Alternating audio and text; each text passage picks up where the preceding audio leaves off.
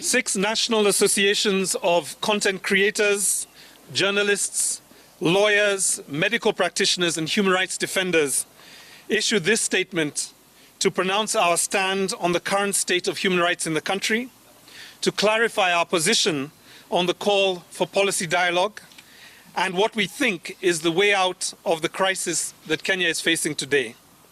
I'm going to invite Amakobe to basically read the next sentence. Thank you very much.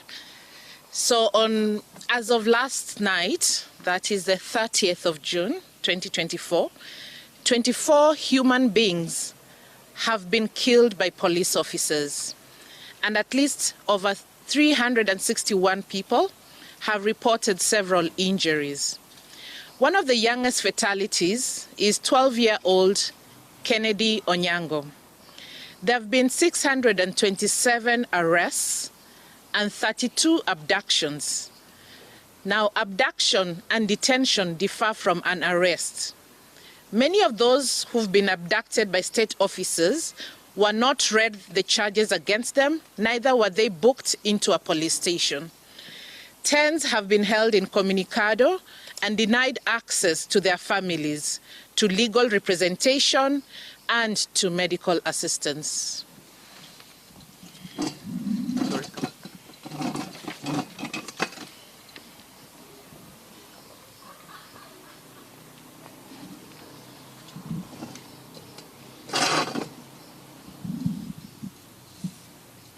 The last 2 weeks have been stressful for our staff. Medical personnel have come under fire, arrests by state officers, and had their patient lists stolen from mobile emergency centers serving the injured.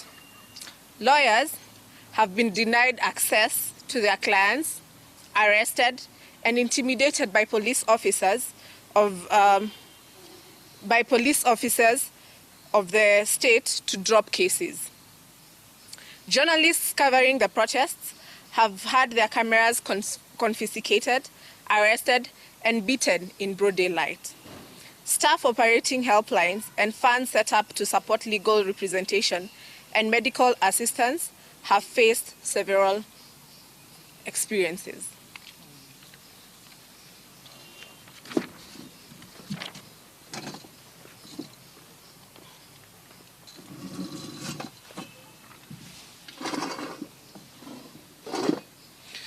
As national associations of professionals, we note the State House announcement of a multi-sectoral conversation to address policy issues raised by the youth of Kenya, otherwise known as the Gen Z protest movement.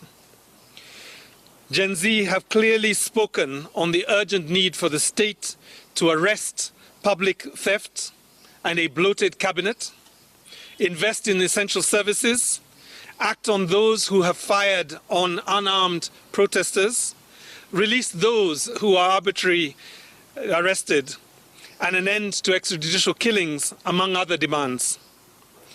Many of their demands, in our view, do not require policy dialogue, but they require decisive executive action.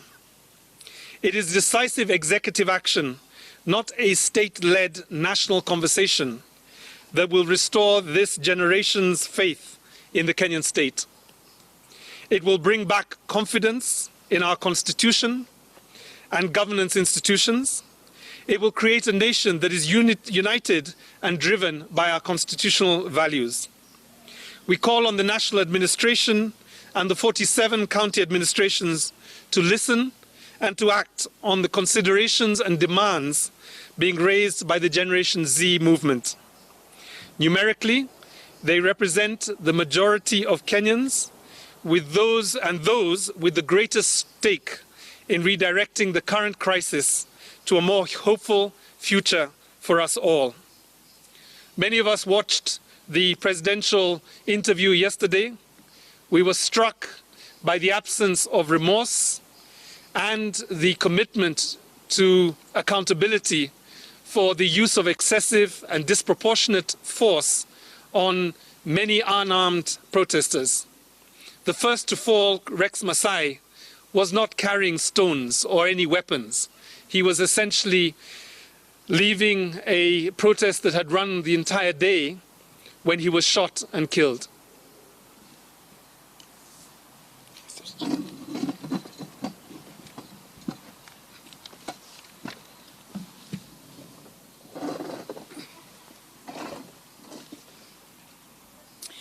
We end by reaffirming our role to protect all the rights and freedoms in our Constitution without fear or favor.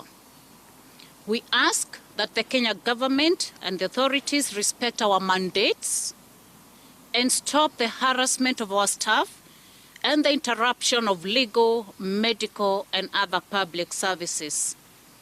Security officers must cease the attacks on emergency medical centers and medical personnel.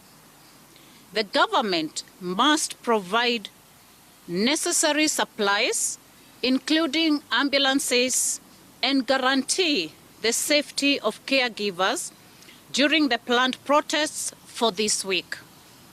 Further, the state must meet the medical costs of the injured.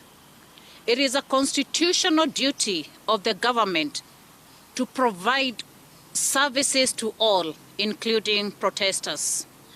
The National Police Service must stop criminalizing and profiling protesters and cease using camouflaged, non-uniformed officers and unmarked cars with concealed license plates.